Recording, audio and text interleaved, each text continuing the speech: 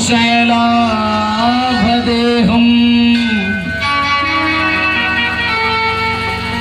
धनुजवनी कृशाणो ज्ञानीनामग्रगण्यम्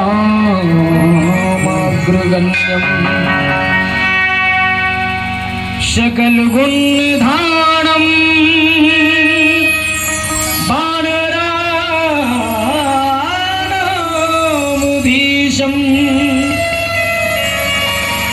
रघुपति प्रिय भक्तम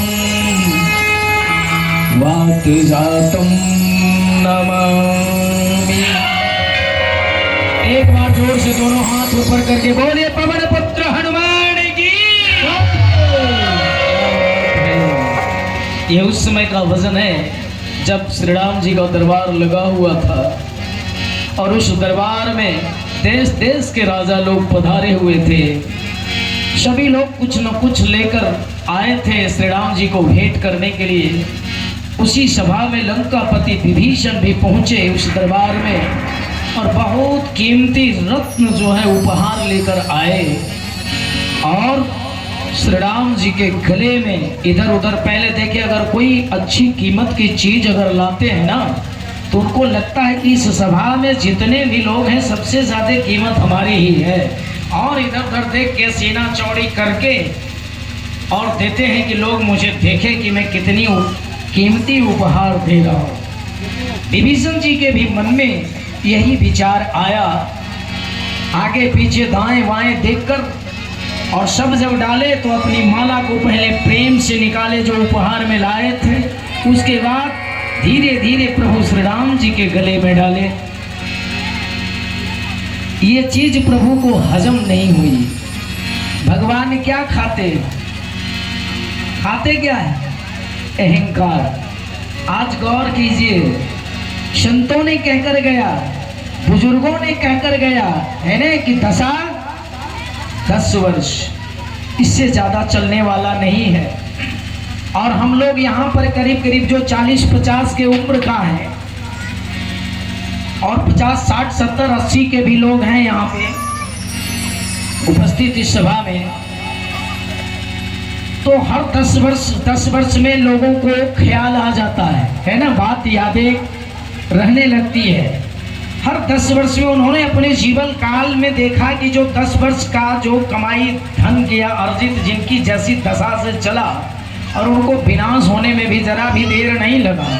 करीब 2, 4, 5 दशक तो देख ही लिए होंगे लोग। क्या हर 10 वर्ष में एक ना एक दो घटना सुनने को मिल ही जाती है। तो धीरे धीरे आप कहाँ जाओगे? जाना तो आखिर वही है और सबका कचहरी तो वही है। वहाँ तो कोई वकील आपके मददगार के लिए खड़े नहीं होंगे। आपका मेन वकील कौन होगा? आपका कर्म है ना, आपका धर्म, आपका अधर्म। नेकी बदी जो मार्ग है इसी पर जो लोग चलते हैं, जो कर्म करते हैं, धर्म करे या धर्म करे, सब वही खड़े होकर गवाह देंगे वहाँ उस कचहरी में। तो हमें समझ लेना चाहिए। देखिए, कार्यक्रम में लोग फंक्शन कराते हैं और जो अच्छे विचार के लोग होते हैं वो सत्संग कराते हैं। सत्संग में आपको सुनने और समझने लायक बातें होगी जिससे कि आपका जीवन जो है सफल हो सकता है। क्यों? हम लोग इस धरा पे आए है ना, और फंक्शन जो लोग कराते हैं उसको सोचने समझने का मौका नहीं देते। एक से एक प्रोग्राम मंच पर पेश करते रहते हैं ताकि जितना अच्छा फंक्शन रहेगा मेरा है ना, कलाकारी जलवा, उतना नोट आएगा और कहेगा लोग कि जमा दिया। जमा तो दिया, लेकिन क्या जमा दिया? धर्म नहीं जमाया, धर्म की पैर वहां पे जमा के चला गया वो, जिससे आप लोग विपत्तियों में घिरते हुए रहोगे। ये ध्यान रखना। बोलिए भक्तवत्सल भगवान की जय। तो हम थे उस दरबार में। विभीषण महाराज जी जब प्रभु श्री राम जी के गले में वो कीमती हार डालते हैं तो प्रभु श्री राम जी सोचते हैं कि इसका उपहार जो है, इस कीमती उपहार की कीमत जो है विभीषण जी को तुरंत दे देना चाहिए। ज्यादा देर तक रखना भी नहीं चाहिए, क्योंकि ऐसी विचार इनके मन में कभी आया नहीं, पहली बार आया है। और वो इसलिए आया कि ये लंकापति अब राजा हो गए हैं, है ना, लंका के पति हो गए हैं, शासक हो गए हैं, इसलिए ऐसा इनके मन में विचार आया है। तो इनका कीमत, इनका उपहार की जो कीमत है वो बाकी बकाया ना रहे, इनको तुरंत दे दिया जाए। प्रभु श्री राम जी ने माता जानकी की ओर देखे। माता जानकी जी समझ गए कि वो क्या कहना चाहते हैं। अपने गले से वो हार उतार कर माता जानकी के गले में देते हैं और माता जानकी जी भी देर नहीं करती है, तुरंत जो है हनुमान जी की ओर नजर करते हैं और वह कीमती हार जो है अपने गले से उतार कर हनुमान जी के गले में। अब देखिए हनुमान जी का क्या काम है भैया, हनुमान जी का क्या काम है। वो प्रभु अपने स्वामी का भी बात को समझ गए और अपनी माता की भी बात को समझ गए। तो सोचा कि आखिर इस माला को, जब इस माला की भार को जो है जब हमारे स्वामी नहीं सहन कर पाए, तुरंत उतार दिए, और माता भी नहीं सहन कर पाई, आखिर इस माला में कौन ऐसी रहस्य है। लगे निहारने, एक एक दाने को समझ में नहीं आया, तोड़ने लगे।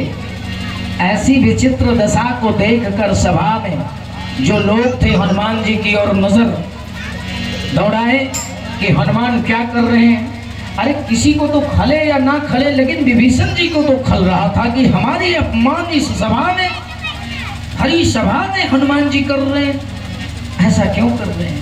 रहा नहीं गया, कोई कुछ बोला नहीं, लेकिन विभीषण जी ने खड़े होकर कहा, हनुमान अरे ये आप क्या कर रहे हैं। हनुमान जी कहा, विभीषण जी आपके पास दो आंखें हैं, है न, और उसमें भी रोशनी बरकरार है, आप तो देख रहे हैं कि मैं क्या कर रहा हूँ। क्या अंधे जैसे सवाल करते हैं आप, देख रहे हैं कि माला को मैं देख रहा हूँ तोड़कर। ऐसे तोड़ने से क्या फायदा है। कहा इसमें वही फायदा है जो मैं देख रहा हूँ वो अभी तक दिखाई नहीं दे रही है। क्या देखना चाहते हो आप हनुमान जी। तब तक जामवंत जी टपक पड़े हैं। कहावत है कि जात का बैरी जात होती है ना, दूसरा कोई नहीं। जामवंत जी कहते हैं कि अरे बंदर क्या जाने अदरक का स्वाद, तो जामवंत जी क्या नर थे, वो भी तो बंदर भालू में ही उनकी गन्ना होती थी। कहा बड़ी बात है, क्या देखना चाहते हो आप इसमें। कहा मैं माता जानकी और प्रभु श्री राम का छवि देख रहा हूँ, कहीं नजर नहीं आ रहा। ये कीमती है तो उससे क्या मतलब है, ये कीमत से हमारी कोई काम नहीं है, मेरे तो सिया राम की कीमत चाहिए। हनुमान जी उस सभा में कहती कि हमें एक एक दाने में मेरे सिया राम जी की छवि होनी चाहिए, है ना, तब ये माला हमारे काम के लिए है और नहीं तो किसी काम का नहीं है।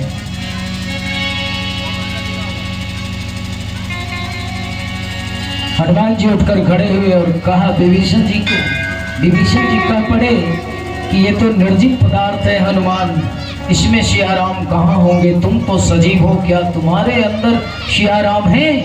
हनुमान जी ने कहा है। इतनी सी बात पर हनुमान जी खड़े हुए और कहा नहीं चलाओ बाण अंक के ऐ विभीषण, अरे ताना ना सह पाऊं, क्यों तोड़ी है माला ऐ लंकापति आज बतलाऊं, कि मुझ में भी है और तुझ में भी है, सब में राम दिखाऊं। ऐ लंकापति विभीषण ले देख, मैं तुझको आज दिखाऊं। इतना कहकर अपने दोनों हाथ सीने पर लाए और कहा जय श्री राम।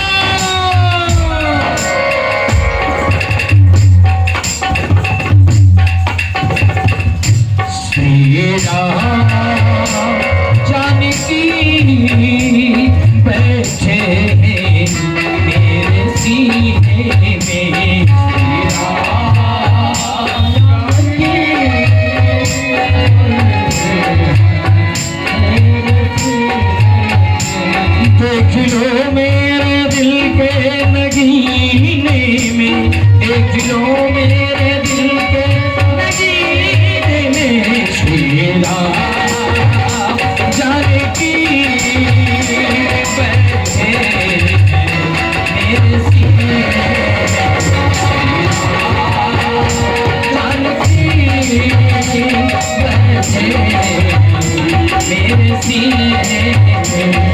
देख लो मेरे दिल के नगीने में, देख लो मेरे दिल के नगीने में शीरा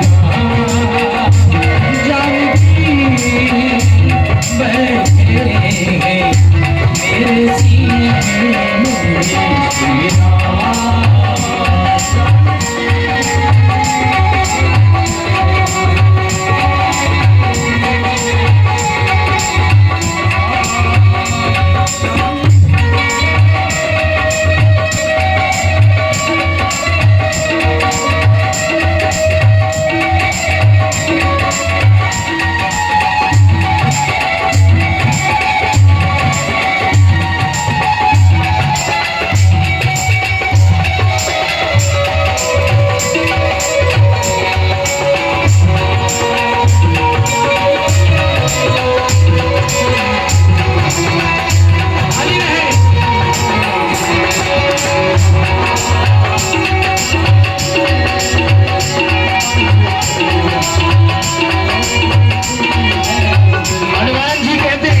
मुझको गिरती ना मैं बबुनाई सिंचाई,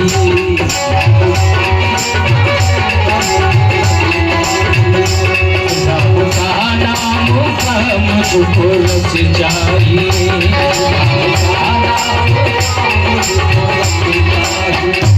सुख मिले सुख मिले सुख मिले ऐसे अमृत को पीने में, सुख मिले ऐसे अमृत को पीने में शीरा जानकी बैठे हैं मेरे सीने में